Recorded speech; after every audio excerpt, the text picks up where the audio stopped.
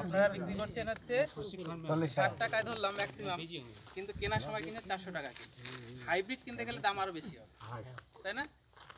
আরো বেশি হবে। তাহলে আমরা কি বীজ তৈরি করতে পারি না? অবশ্যই পারি। হ্যাঁ, আচ্ছা হইলো, তোমরা শোনো কেন কথাটা। কিন্তু বীজ তৈরি করতে হলে আমাদের কতগুলো ফলো করতে হবে।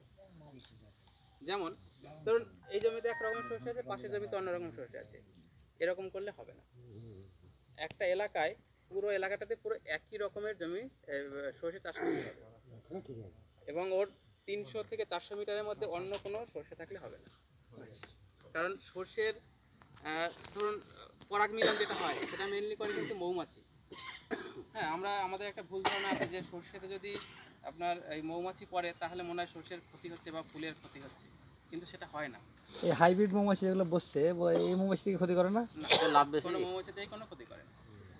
হ্যাঁ, এবার যেটা হচ্ছে ধরুন এখানে একটা এরকম বসালো মৌমাছি দিয়ে বসালো, হ্যাঁ, তখন কি হয় একটা জমিতে প্রচুর মৌমাছি একসঙ্গে ধরুন বসে গেল, তখন তাও ক্ষতি হয় না, কোনো ক্ষতি হয় না। মনে রাখবেন, যদি মৌমাছি পৃথিবী থেকে বিলুপ্ত হয়ে যায় তাহলে আবার মহামারী শুরু হবে। যেদিন পৃথিবীতে একটাও মৌমাছি থাকবে না সেদিন থেকে আবার মহামারী শুরু হবে।